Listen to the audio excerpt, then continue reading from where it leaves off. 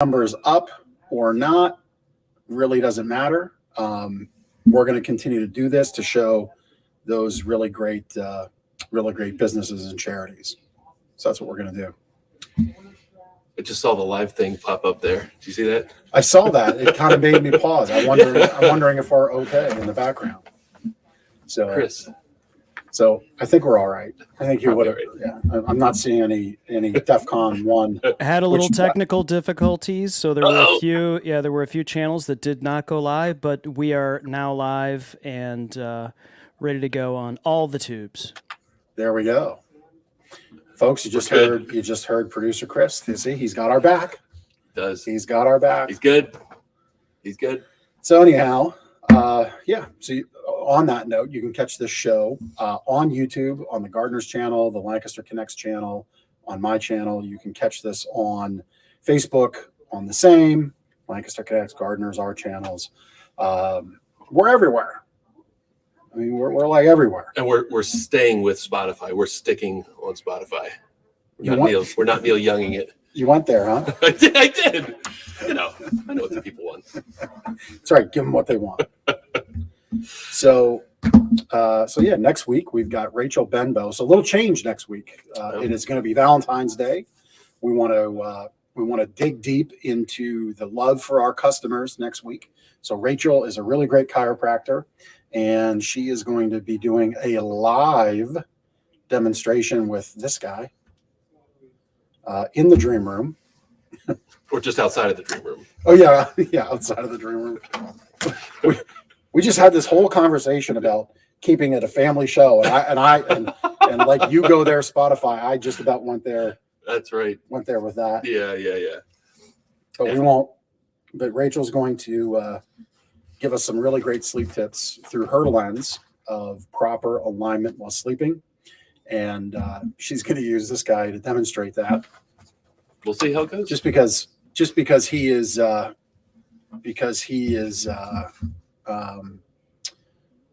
more appropriate model for that kind of thing than I, and I'm okay to say that. That's just all there is to it. That's the way it goes. All right, Amy, thanks for sticking with us. Yeah, we had a couple glitches there. I'm sure Chris is on it if we're still experiencing them. Oh, she said it just started to work. Oh, there we go. See, that's how you play to win.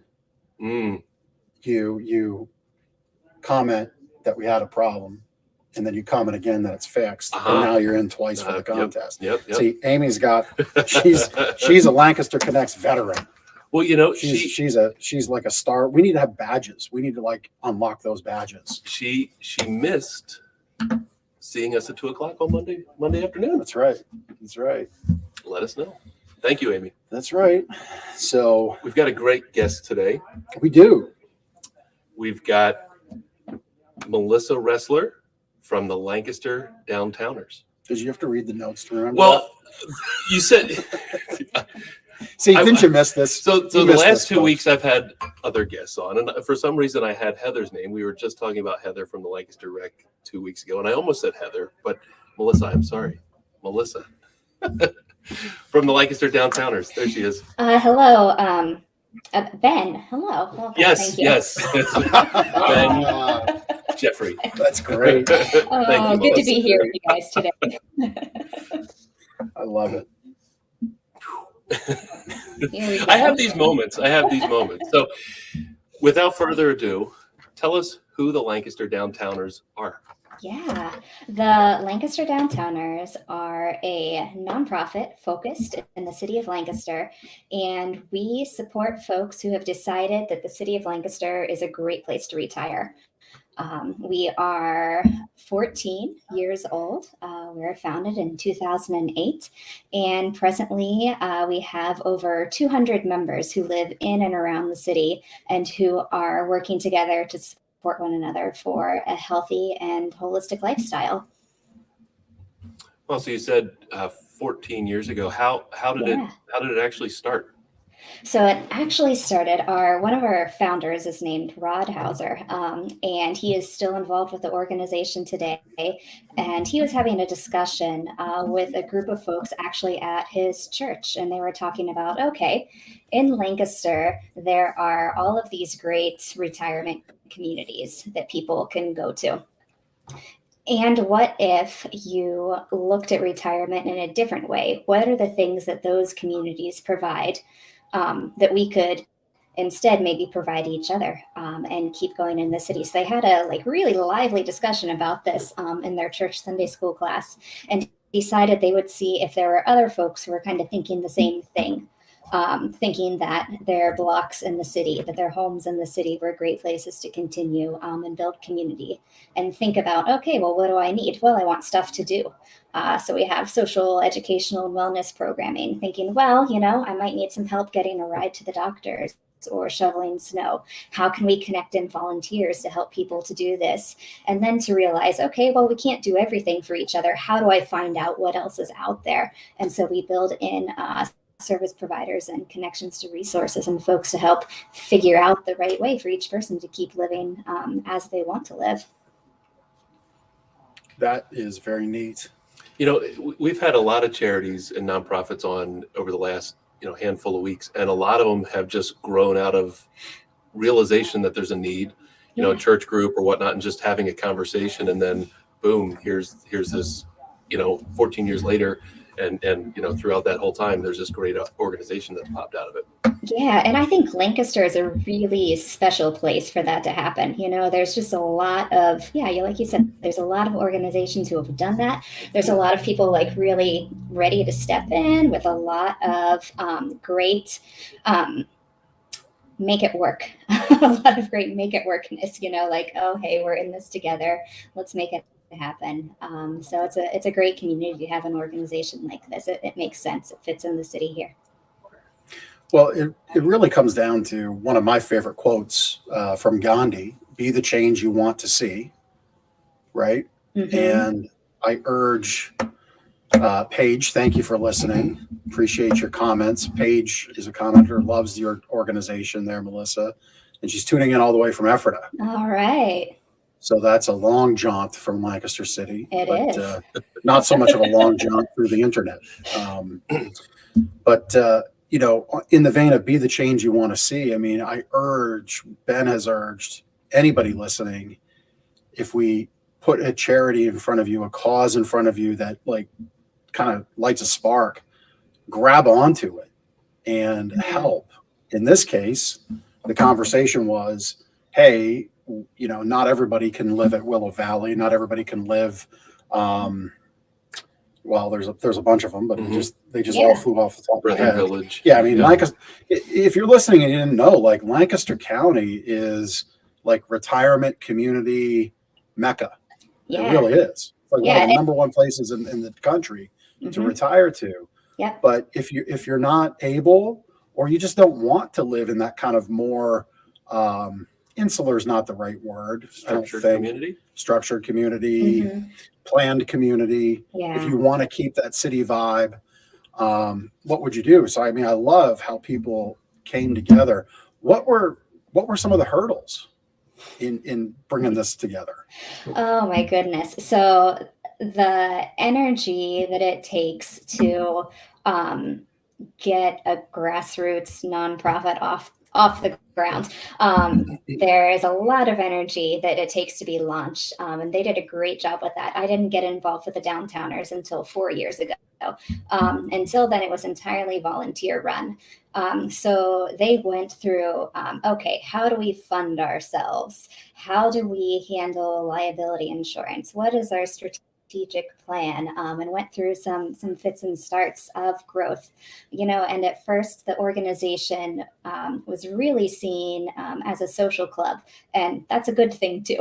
Everybody wants to be a part of a social club. But then when it decided to grow and say, well, we want to offer these volunteer services too, kind of fitting into a new mold or fitting a different footprint was something that, the Downtowners is more than just that group that always likes to get coffee, and kind of rebranding and reimagining and showing what a village is in the public eye.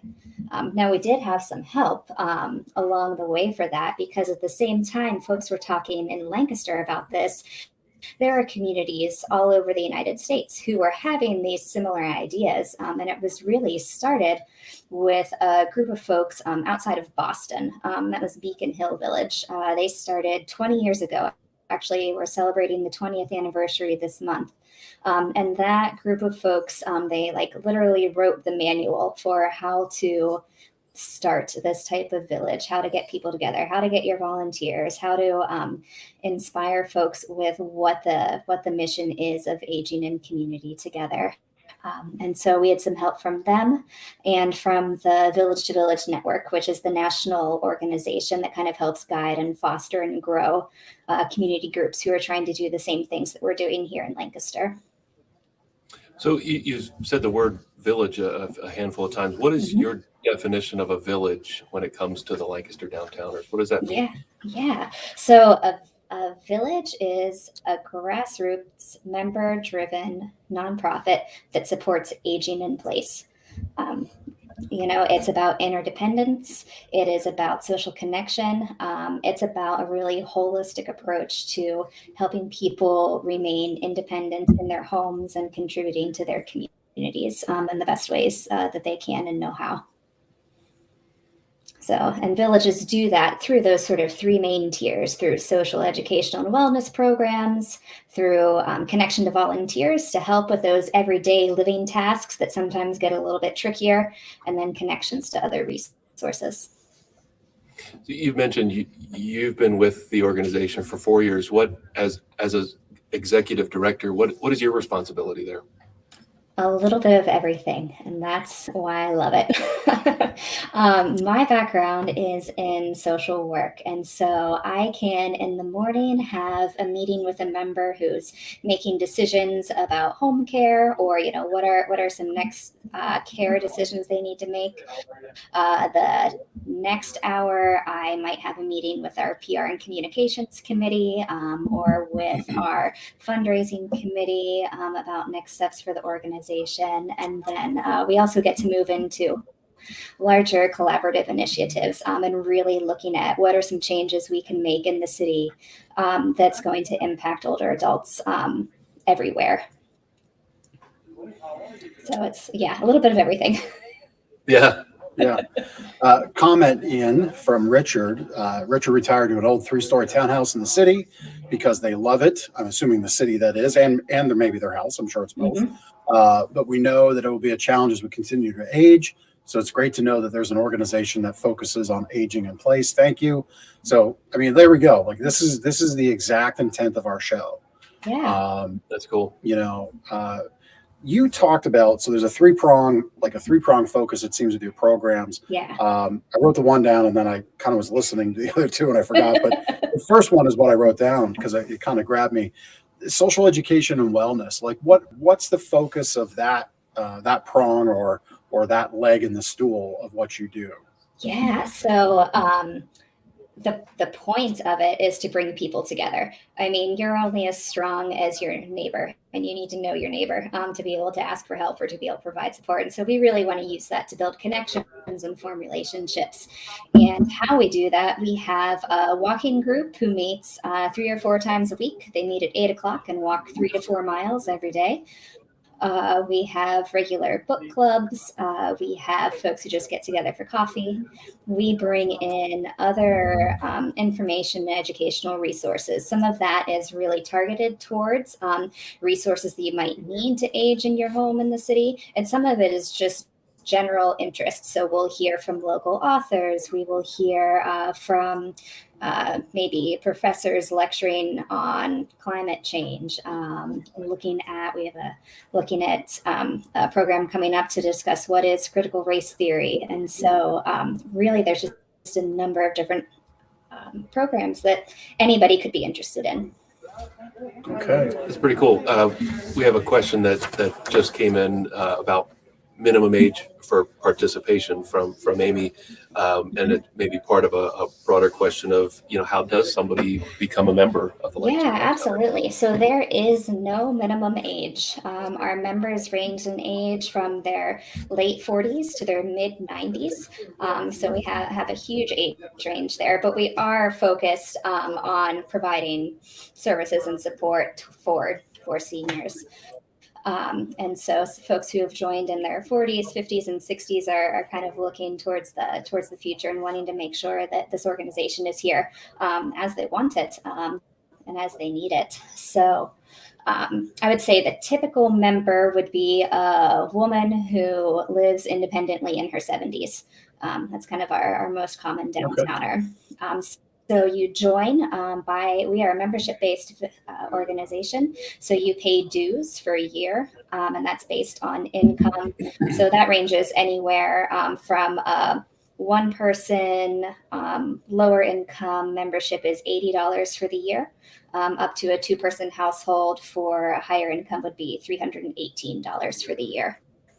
So anywhere in between there, sliding scale. Okay. And somebody can sign up on your website? Is that? Yep. You can sign up on the website. You can give me a call and I'll mail you an application if that's how you prefer. So yeah, see the website there. Thank you. You can sign up online or give me a call. So your members that are younger age, 40, as an example, what is their contribution? How are they additive to the Downtowners? Oh, in so many ways. If someone is a downtowner, they really value an intergenerational connection. They see the strength of being in the city with all sorts of people. And so folks who are in their 40s are often active on our committees. We're run by, I only have so much time in a day. So we have a lot of committees who are active and operating, and so there is room for professional growth, personal growth, and advancement on the committees. We also have a lot of the younger members who join and are more active on the volunteer side of things. They join because they like to help with the technology coaching. They like to help giving rides to the doctor's appointments. They like to dog walk or cat sit or make daily reassurance calls. And so we just provide a more holistic ability to participate when you're a member and a volunteer. Yeah, that's kind of what I thought was the case. I mean, I like the connectivity. It was a mouthful for me there for a second. I like the connectivity of younger to older. I think there's always a lot to learn from the generations before us and vice versa. I think Exactly. Yeah. young generations can teach the old and old can teach the young. For me, my boys have made a little bit of money this winter shoveling snow. Mm-hmm. We live in a younger neighborhood, so I don't so much mind them making a couple dollars that way. But like as an example, right now, obviously it's wintertime. We've got some snow on the ground. We've got some ice. Is that an opportunity? Like if you're a parent listening to this and you've got younger children or maybe teenage children that could use a different life experience, is that a way to connect with the Downtowners to offer help? Yes. Yeah, absolutely. We accept volunteers of all ages. We have good relationships with the universities and colleges in the area, so we often have interns. So we get to bring in the Gen Z there a little bit. And yes, so anybody can volunteer. We do a volunteer application. We do a background check process Sure. and look at that. And then there's so many different volunteer opportunities. So if somebody, has a 16-year-old who's like just interested in shoveling snow, we'll only let them know when somebody needs their snow shoveled. They won't get all of the information about all of the other opportunities. So we're able to really target that. So it's a volunteer opportunity that fits your schedule. So if you're someone who has a lot going on, sometimes it might be hard to make a 3-hour a week commitment or something like that. But this is just occasional as things come up, and you get to know someone really cool along the way. Yeah, looking at that list you have up there on the screen, a lot of the folks that are part of the downtowners, like you said, they're aging. You mentioned some in their 90s, 80s, 70s, and oftentimes a lot of those tasks and responsibilities that are on the screen there fall to maybe their children. But if the children aren't nearby, what do they do? And Exactly. that's the need that the Lancaster Downtowners fits so well. It's such a cool service that you provide there. Yeah, and that's how I grew up northwestern Pennsylvania in a small town, and the things that the downtowners do for people, that's what my family was doing for neighbors and for one another. That's what our church was doing for neighbors and one another. But yeah, if you are someone who, like so many other people have seen, Lancaster is a great place to retire. Let me go there, even though I don't know anybody. It's an easy way to connect in. Or, maybe you've lived here for 6, 7, 8 decades, but your kids have moved to other parts of the country. To just know that there's this resource here, so that it's peace of mind. It's a peace of mind policy. Yeah. I like the fact that it is connecting neighbor to neighbor in a way. I really like that. Again, I think if you're, you don't have to live in the city to do this. You could live anywhere. But if you see somebody struggling, whether that's through age, through ability or disability, maybe they're just like, they're really working hard. Maybe a spouse lost the job and the other spouse is picking up hours, and please do help your neighbor. Yeah. Right. Like, offer to rake the leaves, snow shovel. For me personally, like, I love when it snows and I'm home. This winter I've been traveling whenever it snowed. Thankfully, my boys are old enough and responsible enough to help mom out while I'm gone. But like, I love when it snows because I love using my snowblower. And I just like disappear. I go 5 houses that way, 4 houses this way. We had neighbors move in. I met him for the first time because here comes this guy just plowing down the sidewalk with a snowblower. I'm like, hey, I'm your neighbor. I live at the corner. I like my snowblower. But doing things like that, I think, are what make, and I see a lot of it around town. I see a lot of it here in the county. That's what makes us special. And I think we do need to hold on to that. We need to reach and do more as we seemingly get busier as a society. I think it's important that we find the time to take actions like that. Yeah.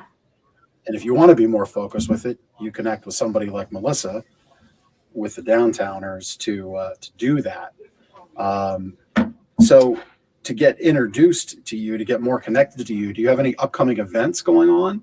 Yeah, we with the do. Downtowners? Yeah, actually, next Tuesday, the 15th at 7 p.m., we're going to be celebrating National Village Day. So this is a big deal for our movement and our organization. And so at 7 o'clock, I'll be in conversation with one of our founders, Rod Hauser, and a few other special guests who will really tell the story of how the Downtowners came to be, and some of those fits and starts there. So that's a public event. Everybody can go to our website and register. It's virtual. And so you'll just log on to Zoom at the right time, and we'll look forward to chatting there. And then we are very much looking forward to some more in-person events out and around town here in the spring, and as things get opened up a little bit more again.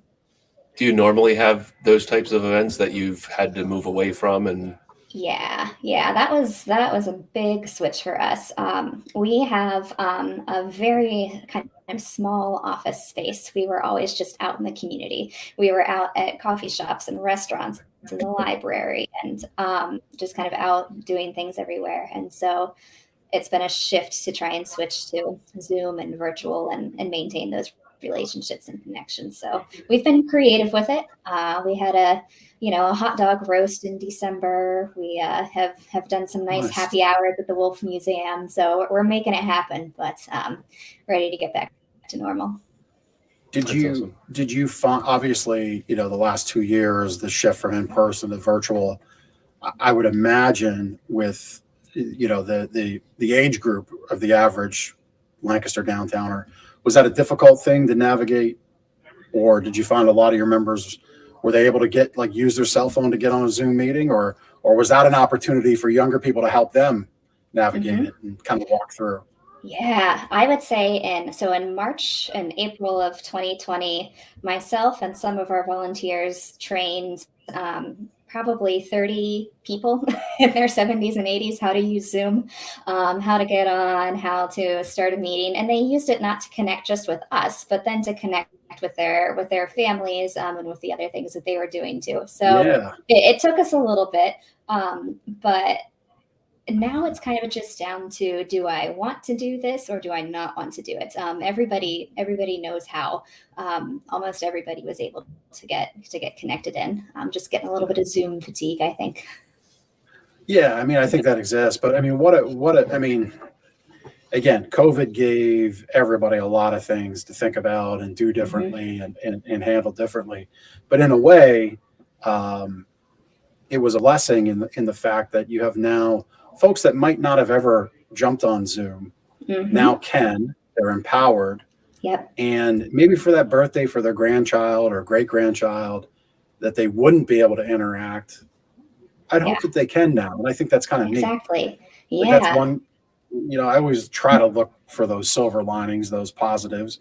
Like I liked back in that same time frame, I think our families gathered around the kitchen table more so than they ever had.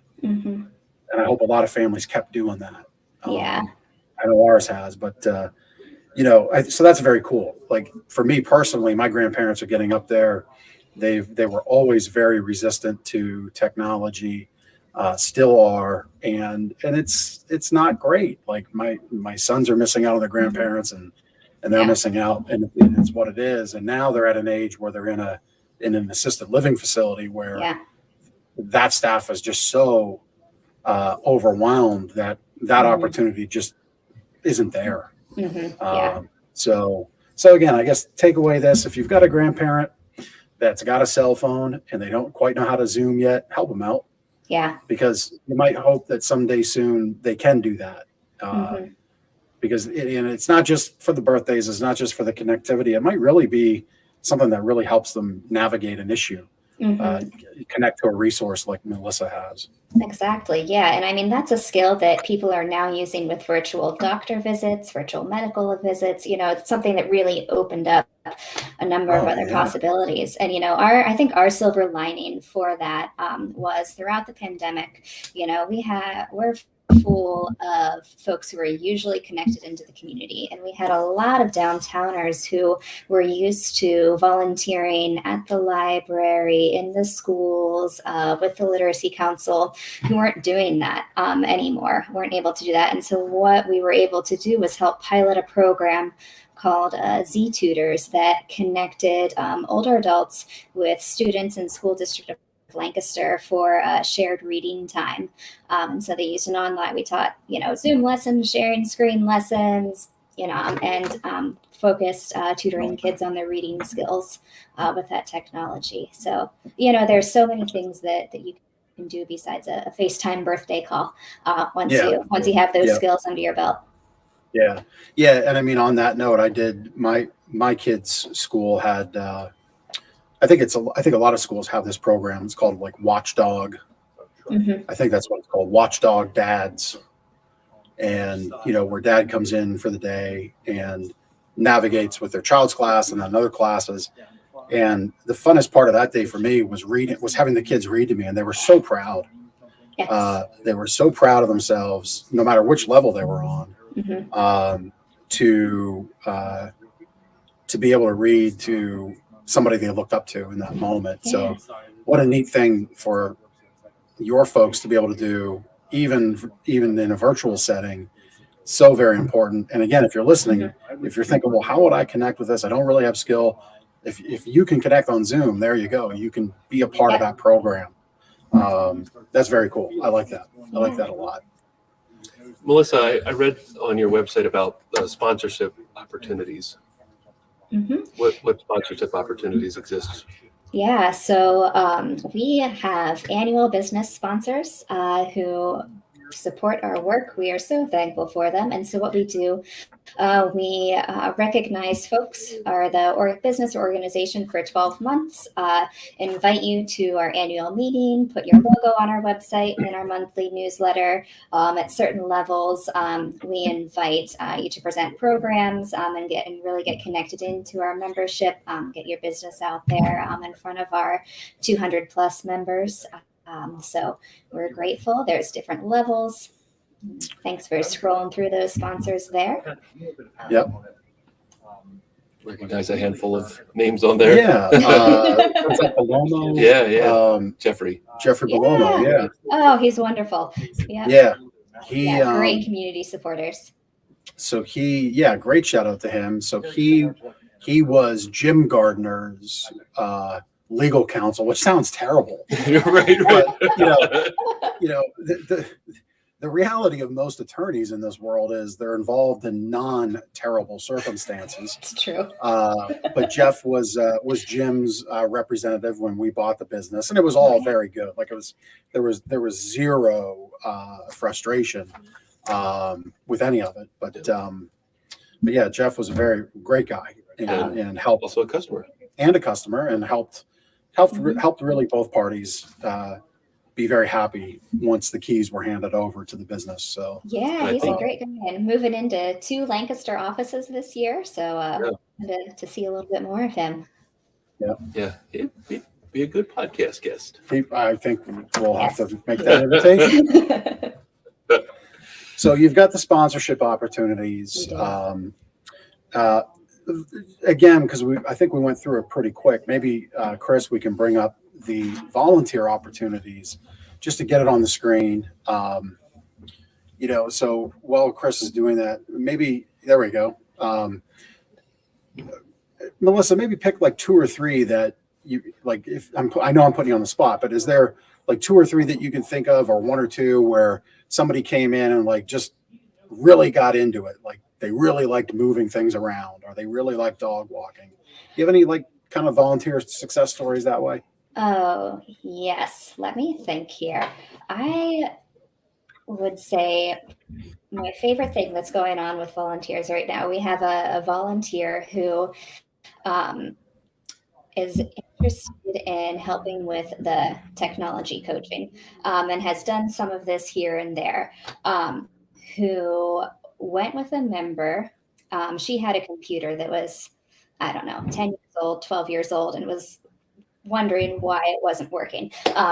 So sat down with her, then went to Best Buy with her, helped her purchase a new computer, go through all of the, questions that come along with that. What do I really need? Went home, set it up for her, helped her, change internet service providers at one point, just like spent hours and hours with her until she felt confident using that in that way. And so now he's ready to do that with more people, and just really provide that really specific one-on-one coaching for folks who are not comfortable with their technology. So that's been really great. And then, we have a number of pairs who have been matched up for a morning check-in by phone. Sometimes they text, sometimes they call. It's just usually folks who are living alone and just want to have that extra check-in there. And they'll sign up and be kind of officially paired for 2 months, 3 months, and then they'll stop. The volunteer will kind of stop reporting to us, that they're doing this. And it's because they've just become friends. It's because it's just happening now. It doesn't need to, it's not a volunteer task anymore. And that's kind of our goal for how things go. So. Yeah, neat. And just because we do put this out to audio, I'm just going to read off this list real quick, because obviously if it's audio, you can't see it on your screen as you're driving in the car or listening to us as you work out. But, so transportation, shopping assistance, medical insurance forms, mail, newspaper pickup at the post office, simple household repairs, moving things around, light housework during transition, in-home assistance, meals cooked or delivered, billing assistance, That morning check-in you talked about, that's a super easy one. Leaf and snow removal, vacation services, personal visits or phone calls for company and conversation. So if you like to sit down and drink coffee, there you go. Plant care, document support, wellness, home maintenance, dog walking. There's a great one you could do with your child. Bring your kid along, and your child can learn from not the next generation, but the next one, which I think is very important. Technical support with phones, TVs, computers, printers, and that's the story you related with your volunteer going to Best Buy, which that's great. I just went to Best Buy. We bought our son a new computer for his birthday, and I don't understand any of it. My biggest thing was just give me the one that he's going to be able to keep for a while, so we don't have to keep coming back here and upgrading and buying these things. That was my biggest thing I needed help with. But yeah. So that's the list of those opportunities. I think we're almost done. I think that's it. Okay, great. Just to kind of wrap up, how else can Lancaster Connects and the Lancaster Connects community help the Lancaster Downtowners? Oh, just know about us. Tell your neighbor about us. We have been one of Lancaster's best kept secrets, and we don't need to be a best kept secret anymore. We've got a lot of folks ready to connect. We've got a lot of volunteers ready to serve, and people excited to meet you. So reach out to volunteer, join. If that's not right for you, just tell your neighbor or friend who might be interested. Yeah, that's great. You know, I'll admit I didn't know anything about the Lancaster Downtowners before 2 weeks ago. I'm not surprised. Yeah. When you watched an episode and hit the guest page and submitted your form, and I thought, Lancaster Downtowners, that sounds cool. What is it? And here we are talking about it. So here we are. cool. It's great. Thank you so much. Yeah. Thanks for watching and thanks for being on. All right, great. Thank you all. Enjoy the rest of your Monday. Oh, we've got the connection cocktail. Yes, he's doing the. Okay. All right, I'm ready. Melissa's like, doing the theater. There we go. Like it just got serious. Sorry.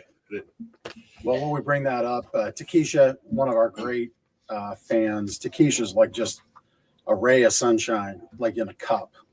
She's amazing. All right, thank you. First time I met Takesha, she's just awesome. So she thinks what you're doing is great. She's heard of you, but never knew exactly what you did. So there we go. Amy is a fan as well. She'll be sharing. So again, this is what we want to do, folks. Please share the show. We have a belief here that it's time to move from success to significance. That's why Lancaster Connects exists, to be significant in the community and give back to the community that supports us. We began early about talking about downloads and views. If we make a handful of connections a week just like this, that's what matters, and that's what we want to do. So with that said, it is connection cocktail time. It's up on the screen. It's official. We won't make Ben do the shooter. You've got the first question, Ben. I don't need to be made to do this. I'll just do this whenever I want to do this. So how long have you lived in Lancaster? 12 years. 12 years. Yeah. Very cool. That was a simple question. That's simple. I can do it that was a one-parter. Yeah, that was a simple one. And the answer was, I think, already in the show. So like it's like that question in class that like you got that cool teacher that gives the answers. If you're paying attention, yeah. If you're paying attention, yeah. So this is always a tricky one, especially for folks involved with charity. And do not be afraid for shameless self-promotion here. Okay. So what is your favorite annual event that you go to? The Lancaster Library book sale. Yeah, the big one they have. Yeah. When is that? Usually it's in August. They'd have it out at Franklin and Marshall. I think it was at Bonton last year, the old Bonton last year, though. But just huge used book sale. Huge fundraiser for the library. So I'm not shamelessly promoting Downtowners, but I will shamelessly promote the library. So I love that event. Yeah. That's awesome. Now, do you go there looking for a specific book or type of book, or you just like whatever you find? I just go. It's so fun. Usually something I haven't seen before. So I've never heard of that. So is that books like, tell us a little bit more about that. That sounds really Yeah, interesting. so it is like all genres of books. They have kids' books, they have records, fiction, nonfiction, and it's just whatever has, yeah, they have everything. It's just whatever's been donated throughout the year. And so Okay. they have volunteers that work and get everything categorized all year. And you can come away with just bags and bags for $10, $20 of, things that are decades old to this year's bestsellers. So Yeah. it's wonderful. Bags of records. I like it. Yeah. So interesting note about books and the sale of books. We're kind of making Connection Cocktail a little more involved. It's like a high-class mixology conversation. It's like happy hour. Yeah, it's a whole bunch of things and a great little drink. But on the note of books, so my grandfather was in the book business, so that meant publishing, having bookstores, but he kind of pioneered something called the book bus, where he would go around to like expos and fairs, anywhere people gathered. He'd bring this old tour bus that he retrofitted with bookshelves, and he'd sell books. And what he did is he would ask, kind of like, when you go to the grocery store and round up your change, he would ask you to throw in a nickel or a dime, and he'd pool that money, and he would say, I'll buy a book for a local library. And what that really meant is those books went into the inner city. Most times, he grew up in Quakertown, most time in Philadelphia. Okay. That's kind of where he took that. So back in the 60s, that was kind of a novel, kind of revolutionary thing, that the giving back ended up going into the city in that way through books.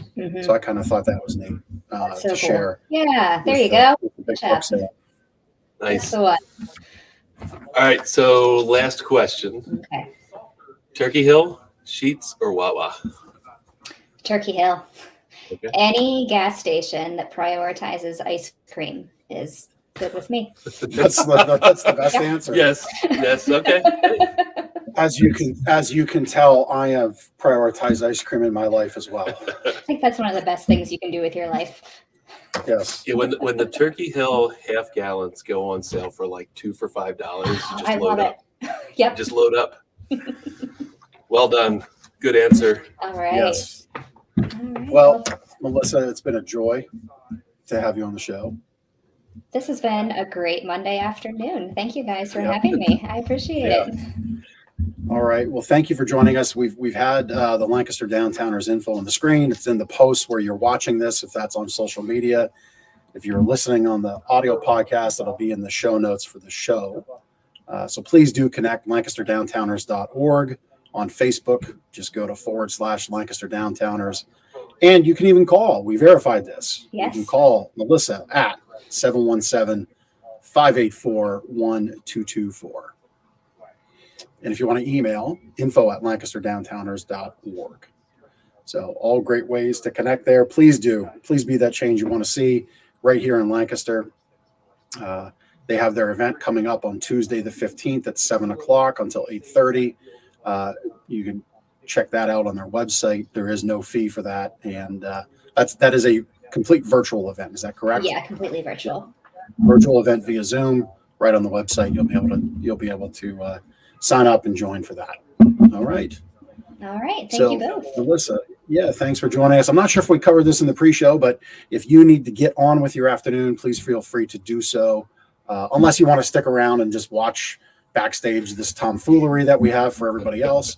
But thank you so much for joining us and all that you do for Lancaster. We appreciate it. Great. Thank you. Thank you both. Take care. Yep. You too. All right, it's tomfoolery time. You've missed it for the last 2 weeks. As if there wasn't enough already. Yeah. So if you want to be a guest on the show, just as Melissa did, go to lancasterconnects.com/guest. You'll fill out the form and we'll get you booked for an upcoming episode. Like I say in the opening, we're looking for those. I feel like somebody's coming through the wall. They're banging down the doors to get on the show. I know the viewers can't see it here, but our warehouse is right next to us, and our guys must be putting box springs up on risers because they keep hitting the wall. That's where the box springs live. That's gardeners. what they do. Right up there. Hopefully the wall But stays anyway, intact. you want to be a guest, go to lancasterconnects.com/guest. And again, we're looking for really great charities locally here. that we can help give a voice to. We can create some great content with the video that we just recorded. You get the YouTube link like right away when we're done. It's right there on our channel, and you can share that out in your network, and we're happy to create that for you. As a result of being on the show, businesses, we welcome you to be on. We just want to know that you're giving back, and we'll highlight that as well. All right, so fill out that form, lancasterconnects.com/guest. And we got a lot of comments. We've had a lot of comments. And those comments get you prizes, because we do prizes on the show. You know what we haven't had? We haven't had a question about why you might sell your bike. That question has not been asked. That has not. By a commenter. So while we wait for that question to come in. So my sister, I think it was at Christmas, found a picture of my first car, a 1981 Camaro. Mm-hmm. And I love that car. I mean, I think there's something special about getting your first car. I see where this is going. And yeah. I see where this is going. So at the event I was at this past week, I happened to meet somebody that restores classic cars. But, you know, most times people that restore classic cars, they restore them to the point where they go on TV on the auction shows, or they're like, you know, they're the cars that you only get out to drive for the Sunday car show. Right. This guy specializes in just making really great cars drivers. I mean, they'll do the full-on restoration, but very few shops, you know, kind of have that as a niche, but he does. And, you know, a 1981 Camaro isn't exactly, you know, it's not like a 67 Camaro. It's not like the first year Corvette. It's special. Yeah, it's special to me. And that's where his niche is. He's like, if you have a car that was special to you and we can restore it and make it a driver, we'll do that. And so two and two together. So it's going to happen. And I dropped this on Steph, my lovely wife, who's just amazing. I don't laugh at the amazing statement. I laugh at you at the buttering up on record. Yeah. So I told her this last night, and she wasn't immediately impressed. Mm-hmm. However, need some convincing. However, she just hasn't realized the full opportunity to spend an afternoon together in a safer car than on a motorcycle going down the road. That is smart thinking. And that's how I'm going to present it. So if you think I'm right, on that approach, let me know. But I'm going to sell the bike, I think, to fund the to help fund the car purchase. I fully support your mission. Yeah. So are we ever going to see this photo? It's on my Facebook if Chris wanted to like really dig into it. But right. I can do it, and we can have like Camaro watch as we go along. That's awesome. As we get closer to spring, summer. When was the photo from? Like from high school or from? Yeah, it was when I got it. Yeah, nice, nice. Yeah. So my first car was an '83 Chevy Celebrity. Definitely not as cool as the Camaro. It was. Chad will make it a driver for him. He'll find you one. Okay. If that's your thing, man. It's not my thing. Yeah. It was what I had, and I was grateful for it. So, moving on. So I've got a handwritten testimonial that came in this week from Teresa in Lancaster. And what I wanted to highlight about her testimonial, she had a great experience. She liked that she had an opportunity to take advantage of the Wake Up Happy Comfort Guarantee, which is a 120-day period of time where if you don't like it, you'll have an opportunity to find another one that works better for your sleep needs. But she did highlight that she got a mattress pad and sheets, and she highlighted that they were made in the U.S. and how cool is that with the question mark. So what I took away from that was that, the assumption is that there's not a lot of goods still made in this country, when the reality is almost everything in the showroom is made in this country. Yep. A lot of furniture is made somewhere else. We know that, and it's part of why a lot of furniture stores struggle with, bedroom furniture and dining rooms and sofas and things like that. There's freight delays and numerous challenges in the industry that way. But most mattresses in the store are made in this country. some even within hours of this store. Sheets, mattress pads, a lot of those items are made domestically, which is fantastic. It also means that we haven't been as affected really at all, but with delays and shortages and outages. Here and there we get every once in a while something, but nothing like that other industries have dealt with. So I just wanted to say thank you for Teresa for her words there, and obviously her business. But yes, it's very cool that there's still U.S. made goods out there, and most of what's in the showroom is U.S. made. Yep. And then it's time for me with my sleep better tip. Excuse me. I should say thank you for letting me do the tip the last 2 weeks. Oh, that's right. We keep meaning to mix it up. Anyway, so your sleep better tip this time is related to something that I've been doing. It's working, called time restricted eating. So time restricted eating is like intermittent fasting as an example. So you pick, a time frame that you're going to eat and then you're not. And the benefit here as it relates to sleep is when you get on this routine and you can follow it, you help your organs, your liver, your heart, your stomach, your GI tract, all those things connected get on the same schedule, and they actually improve and optimize for your sleep overnight. So, for me, I only eat between noon and 8 o'clock. I'm actually working to bring that down a little more. Like Earlier, yeah. And then I end up getting hangry. By lunch. I'm telling you, man, the hangry at 11:15 is strong. That was about the time you asked me about lunch. It was. See, you noticed, and you're the one always asking about lunch first. I'm always thinking about food. That's right. So yeah, that time restricted eating thing's pretty interesting.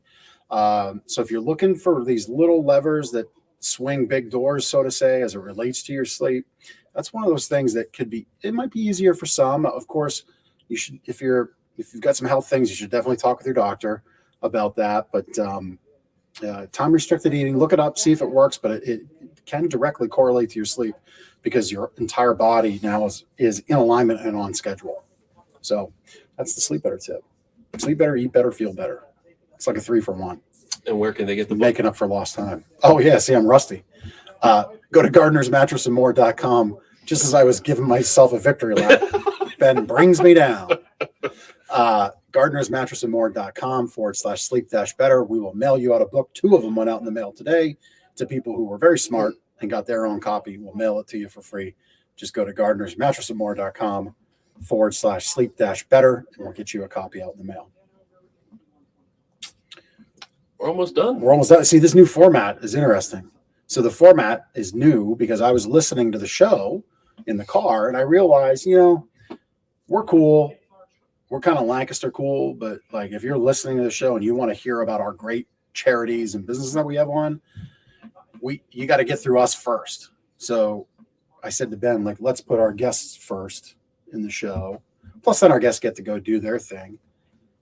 And you can just hang on for our awesomeness, which some of you are, and I appreciate that. Kind of helps my ego a little bit.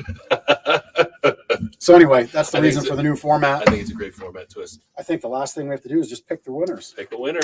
Let's spin the prize-a-later. We got a lot of commenters. We did. Somebody's going to win a $25 restaurant gift card. And we can do the prize-a-later, which I like. I love that Richard commented and found the Lancaster Downtowners. Fingers crossed for Richard Murphy to win. Oh, Takesha wins. Yep. There we go. See, Takesha wins. She knows. She knows how to play the game. Congratulations, Takesha. You can stop at any time. We're open and pick up your gift card. I didn't want to ignore. I did see a comment come in about waterbed supplies. We were a waterbed store back in the day. We probably haven't sold a waterbed in 15 years. It's been a long time. So unfortunately, no, we do not have waterbed supplies. Yeah. But thank you for commenting. Thank you for watching. Yeah, we appreciate that. If we can help you with something else that isn't a waterbed, we'd love to do that. Yeah. Yep. All right. Well, I think that's the show. That's the show. It's a wrap. Good Thanks, to have you Lancaster. back. Yeah. It's good to be back. I'll repay the favor in 2 weeks. 2 weeks when you're on vacation. Yep. All right. Well, till then, I am back. We'll both see you next week on Valentine's Day for the Customer Love Show. Take care.